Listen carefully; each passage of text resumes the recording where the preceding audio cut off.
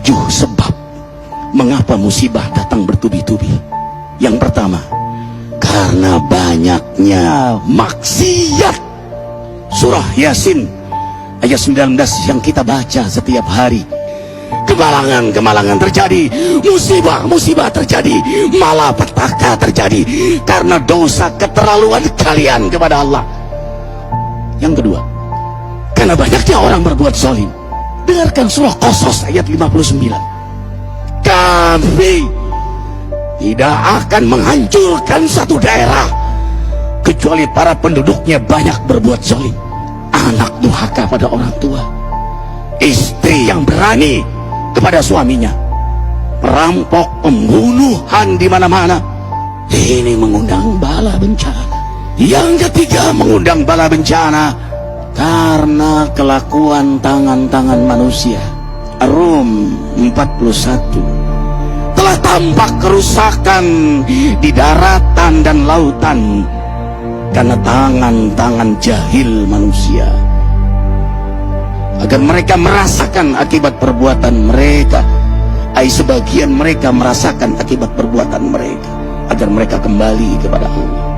Yang keempat, bencana terjadi karena para tokoh melakukan kemaksiatan dan kezaliman. Dengarkan dengan iman, wahai penduduk Indonesia yang mulia. Bila kami ingin menghancurkan suatu negeri, kami perintahkan para tokohnya untuk taat kepada Allah, tapi mereka maksiat, tapi mereka berbuat zalim, tapi mereka khianat kepadaku dan kepada makhlukku. Bahaqqa alaihil qaul, maka haklah untuk mereka datang bala bencana seperti kaum Ad, kaum Samud, kaum Lut, kaum Nuh. Kami hancurkan sehancur-hancurnya. Siapa tokoh itu? Para pemimpin kita yang sumpah Al-Quran di kepalanya, demi Allah tidak korupsi. Lalu korupsi. Siapa lagi?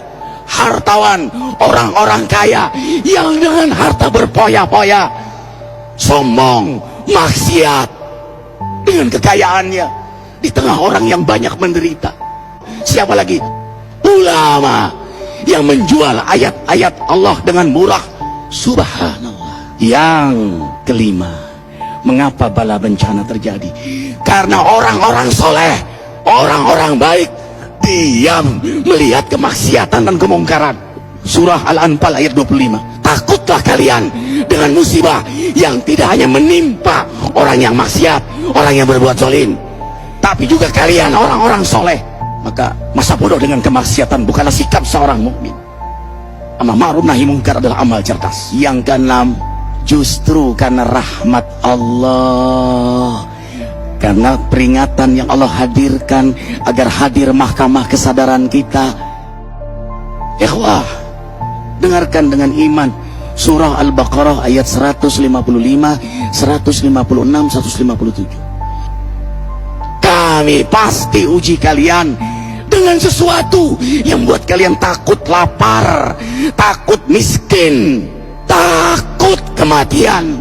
Tapi kabarkan berita gembira bagi hamba Allah yang sabar dari semua ujiannya, yang mereka berkata, sesungguhnya kami milik Allah dan sungguhnya kami akan kembali kepada Allah. Yang terakhir, yang ketujuh, ada yang nanya, bagaimana yang maksiat yang selamat? Tenang-tenang saja. Yang berbuat zalim malah sukses. Di mana keadilannya? Allah Maha Adil. Dengarkan surah Hud ayat 15-16. Barang siapa mencari kesenangan dunia, lalu dia menghalalkan semua cara, apa kata Allah? Kami beri, tapi di akhirat tidak mendapatkan secuil pun kenikmatan, malah nikmat di dunianya menjadi bahan bakar azab untuk dirinya. Itulah istidrat. Lalu apa sikap kita sekarang?